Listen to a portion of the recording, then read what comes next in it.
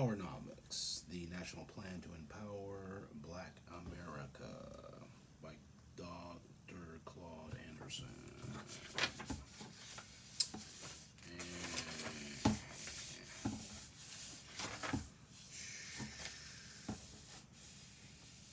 And in loving memory of my loving mother and father, and to those very special people who are helping me build projects to make my vision for Black America a reality.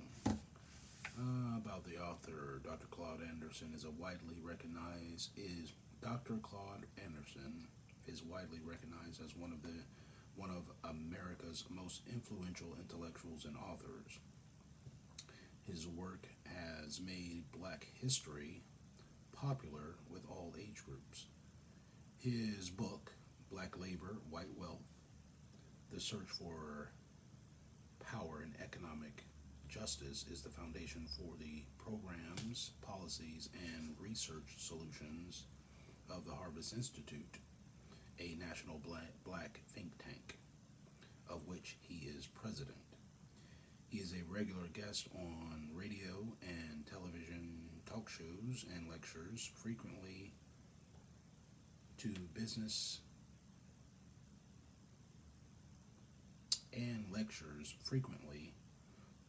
groups, universities, churches, and social organizations on the economic and political solutions that he proposes.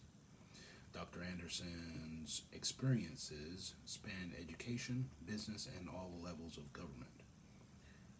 He served as state coordinator of education for Governor Reuben Askew of Florida during the tumultuous years of integration.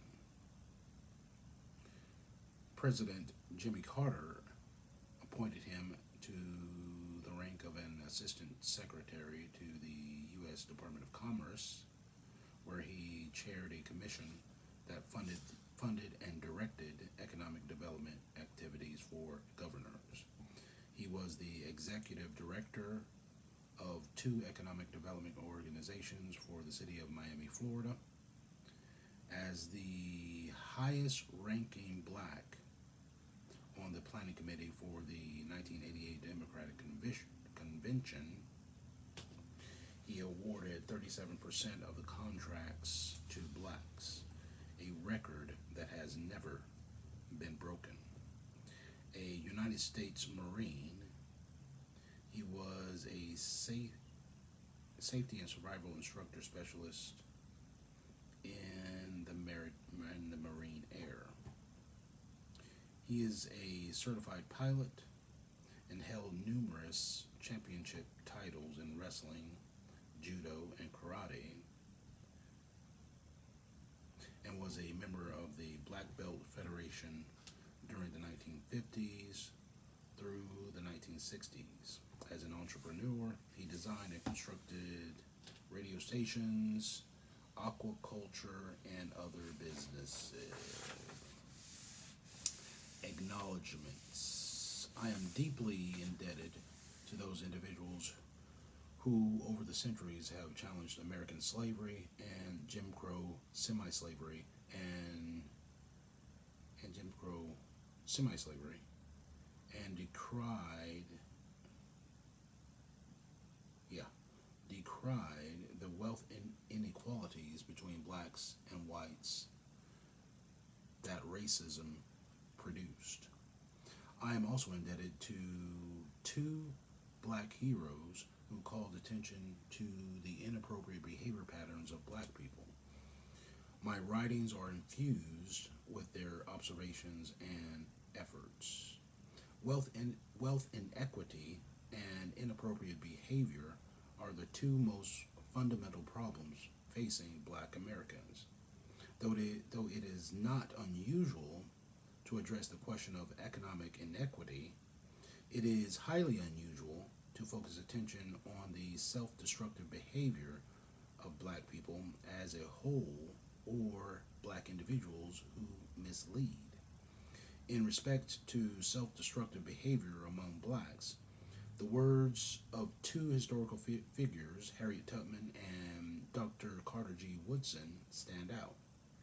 Their words cut to the core of inappropriate behavior and compel us to accept the reality that many blacks are more concerned about getting along than getting ahead. Well over a century ago, Harriet Tubman spoke her more memorable lines at a public event in her honor. In response to the praise heaped on her as the Black Moses, who inspired and led more than 300 slaves to the freedom of the promised land of the North, she reportedly said, "But I could have saved thousands if they had only known they were slaves." The words of Dr. Carter G. Woodson, noted black author and historian, a century later, also moved me. Woodson said, "No people can go forward when the majority of those who should know better have chosen to go backward. But this is exactly what most of our black misleaders do."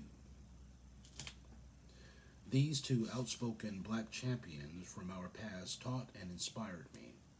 I want also to thank and acknowledge several other people in my life who worked directly with me to make this book possible.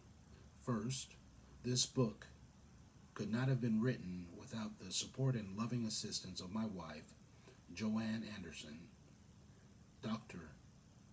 PhD. Dr. PhD. I thank her for her review, comments, and for her invaluable support in so many ways. She made this book possible by keeping my life calm, peaceful, and happy. I thank the supporters of the Harvest Institute. A special thanks to Edward D. Sargent for his commitment to this project and his encouragement and assistance in shaping issues. I thank Kevin M. Briscoe and Sarah Lomax Reese for their editing and moral support, and Renee Toussaint for his illustrations. I want to particularly acknowledge and thank Laura L. Gaines for the book cover layout and design. Her enthusiasm and creativity were incentives to the entire book team. Thank you to Derek Humphreys, Esquire, for his friendship and legal review, and to Shauna Jones and the many other people who supported me as I wrote this book and started a number of Powernomics projects for Black America. Introduction. Despite the fact that integration began 50 years ago, Black Americans remain the primary targets of conservative hate groups, police brutality, and abusive government actions. According to the Federal Bureau of Investigation, FBI, annual report, blacks are the victims of approximately 67% of hate crimes, though they are only 12.4% of the nation's total population. With recent incidents, such as 170 church burnings, black men dragged to their death behind pickup trucks in Texas and Illinois, or shot 41 times in New York while reaching for a wallet, it is not difficult to understand how the tally quickly reaches 67%. The FBI's hate crime list does not even include soft crimes like denying black people home mortgages, jobs, or the right to use the highways without being pulled over for driving while black. Within every category of socioeconomic deprivation, blacks represent 6 to 8 times their proportionate number of the general population. The fact that blacks are overrepresented on this nation's welfare, poverty, unemployment, homeless, drug addiction, and crime rolls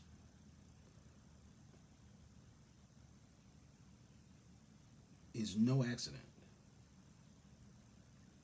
Crime rolls and should not come as no and should come as no surprise. The function of racism is to marginalize black people. Racism is an undeniable factor in American society. It is distinct from and plays a greater role in life prospects than any form of gender, class, ethnic, language, or religious discrimination. Contrary to prevailing myths, America has never been a color blind society. Yet, racism continues to be ignored at all levels of government, while the nation's attention and resources are focused on less contentious issues. White society has an out of sight, out of mind attitude about racism and avoids any substantive discussions of, let alone actions against, racism. The callous indifference, disrespect, and sometimes actual hatred that the majority society feels toward black people are creating conditions that are dangerously parallel to those in Germany prior to the Jewish Jewish Holocaust of the 1930s and 40s. Daniel J. Uh, Goldhagen, author of Hitler's Willing Executioners,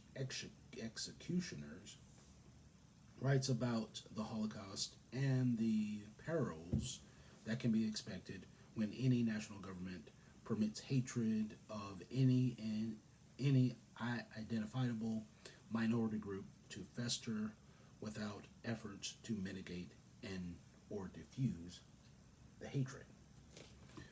When such widespread hatred goes unchecked in society, the targeted minority group is at risk. The racial problem in America continues to exist because some ignore the problem and others simply do not know what to do. It is to the latter group that I address this book.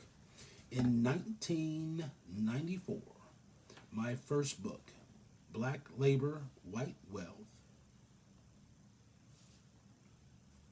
The Search for Power and Economic Justice, I wrote about the structural inequities that became part of our society during slavery and Jim Crow segregation. 7 years after that book was published, these structural inequities remain unaddressed. Black Labor, White Wealth analyzed the historical relationship between whites and blacks, then tracked how the Western world used laws, policies, and social customs to enrich itself via the unpaid labor of enslaved black Africans. Black Labor, White Wealth documented how legal, political, and economic advantages were passed on to succeeding generations of white Americans. These legacies of white preference effectively maldistributed nearly 100% of the nation's wealth and resources into the hands of the majority society and regulated blacks to a permanently dependent, non-competitive loser status.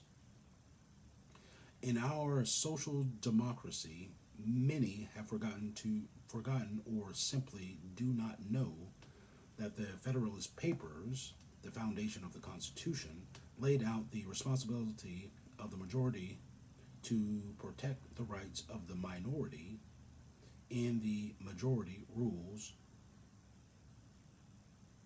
social democracy. Thus, it is the responsibility of the white majority to protect the rights of the black minority, In our social democracy, many have forgotten or simply do not know that the Federalist Papers, the foundation of the Constitution, laid out the responsibility of the majority to protect the rights of the minority in a majority rules social democracy. Thus, it is the responsibility of the white majority to protect the rights of the black minority. Not surprisingly, that protection has not occurred.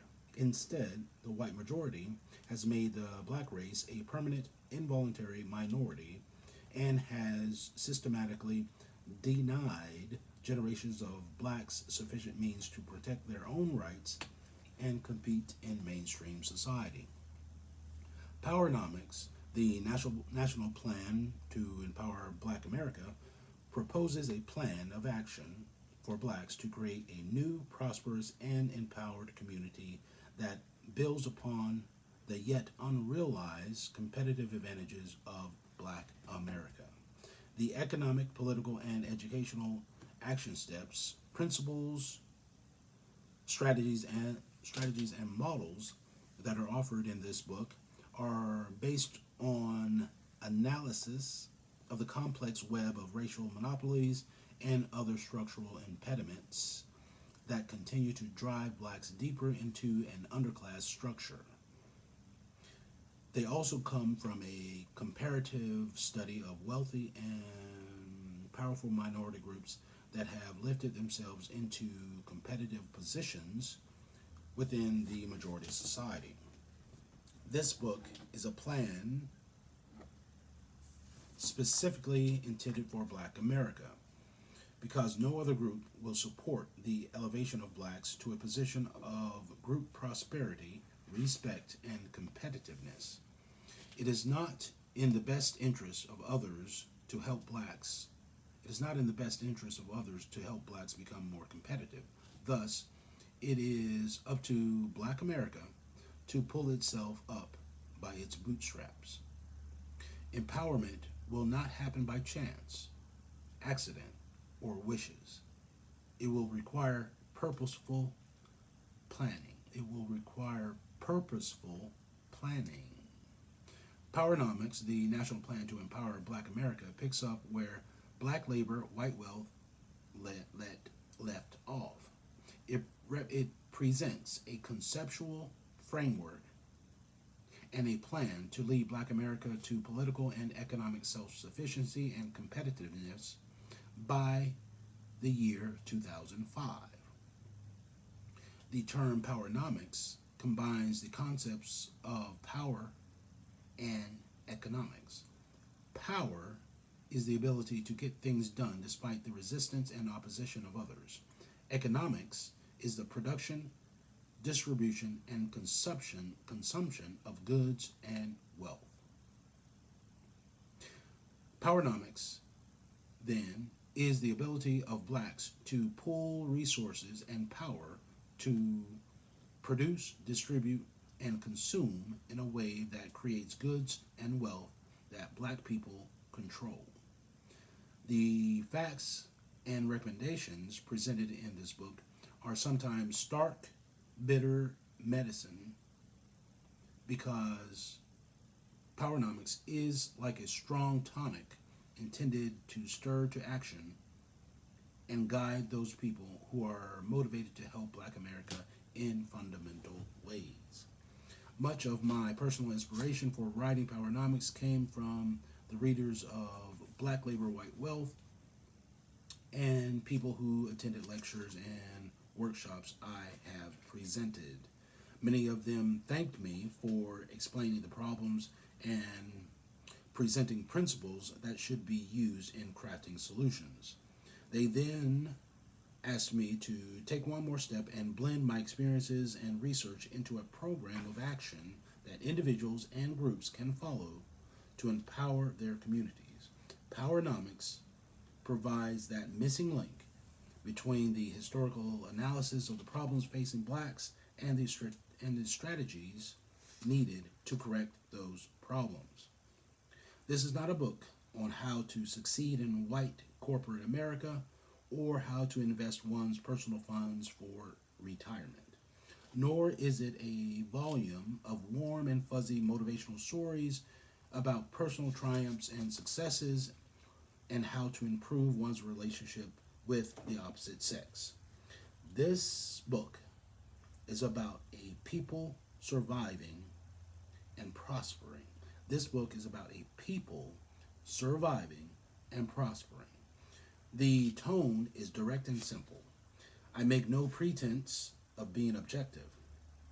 This book makes moral judgments and predicts that racial disasters will occur unless this nation seriously addresses the historical injustice imposed on black Americans. This book has two premises. First, those who desire to create effective solutions to a problem must understand the nature and history of the problem. Second, black America needs a plan, a national plan, with how-to strategies in order to move into political and economic competitiveness with mainstream society, with America's mainstream society and its various ethnic subgroups. Admittedly, Powernomics runs counter to the conventional thinking of visible and successful blacks in America today. Though the wealth and power gap between blacks and non-blacks is widening, visible and successful blacks remain committed to protecting their own personal comfort zone by avoiding association with anything that is identifiably black. Today's black leaders, in many cases, display some of the inappropriate behavior discussed in this book. And while many of these leaders are personal acquaintances and friends, it has been their choice to give top priority to working not for black people, but for minorities, women, poor people, people of color, the handicapped, and newly arrived immigrants. The failure of visible and successful blacks to appropriately lead the race leaves 36 million black Americans in a leadership crisis. The Powernomics plan is offered to the nation in hopes of saving black America. It is a synthesis of my experiences in government, business, research, and academia. It is necessarily subjective, contains few citations, and frequently uses first-person references. It is not intended to be an academic recitation of facts or of other authors' opinions. It is offered more informally as a roadmap with clearly marked milestones. It will not answer all your questions. Once you have finished this book, if you are not motivated to use this plan to help build a more competitive and independent black America, then simply lay it down and continue doing what you would do normally. What you would normally do. However, for those who want to help an unjustly treated and forgotten people, welcome aboard. Accept the reality that the legacies of slavery and Jim Crow semi-slavery still exist in various forms of structural racism. Then try some of the countermeasures this book recommends. The probability is high, even at this late hour, that with deliberate actions, black people can still become a competitive and self-sufficient group in America. It was in the spirit of that possibility that this national plan was written. The following section provides summaries of the 8 chapters of this book.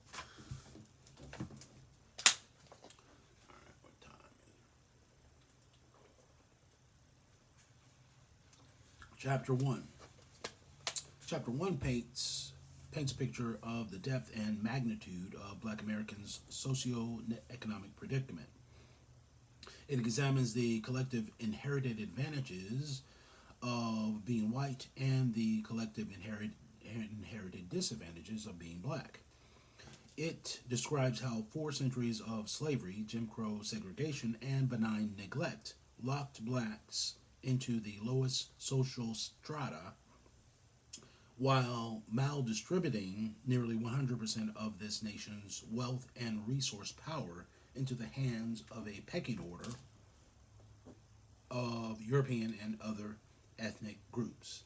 The socioeconomic disparities between the races have evolved into modern day monopolies protected by structural racism, inheritance laws, immigration, and other public policies. These established monopolies not only guarantee white society an advantaged lifestyle, but they also predetermine racial winners and losers in a supposedly open and competitive society. Instead of being truly open and competitive, American marketplaces are dominated by powerful political and economic racial forces. Chapter 2 introduces the rationale for the Powernomics empowerment culture, group vision, and related enabling paradigms, ethnoaggression, and vertical integration.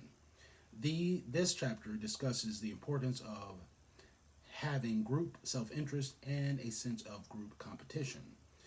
The paradigms of ethnoaggression and vertical integration provide blacks with tools to alter their mindset and transform their traditional way of seeing, thinking, and behaving in regard to racial matters. Clearly understanding the empowerment vision of Powernomics and its paradigms can help blacks make decisions that are in the group's best interest. This chapter also explains how the application of these paradigms as conceptual templates can increase consistency and efficiency in race related decision making. Ethnoaggression and vertical integration can serve as conceptual cookie cutters that can be used to build racial unity and replace outdated passive civil rights and integration ideologies. Ideology. Chapter 3 focuses on the importance of community and the role that communities play in fostering competitive group politics and group economics. It identifies 3 important elements that black people need in order to transform their residential neighborhoods from mere geographical groupings into functional communities. Once blacks form real communities, they can then use them as repositories for storing their culture, their history, culture, wealth, income, businesses, security, and sense of peoplehood. This chapter lists the steps to build real black communities and discusses how a community builds its radius of trust, cooperation, and accountability. It also stresses the importance of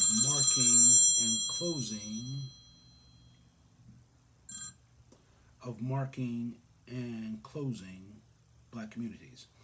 A major part of this chapter examines 2 of the most pernicious social systems devised to control human beings and destroy their sense of community. The first system of meritorious manumission, often called Willie Lynchism, was imposed on blacks in the early 1700s. The social conditioning process is compared with a system of brainwashing that was imposed on American soldiers in Korean prisoners of war camps during the early 1950s. The techniques and results of both systems were nearly identical and engineered behaviors into the target populations that it destroyed group unity and reduced the communities to groups of people who functioned as individuals. Andale pues.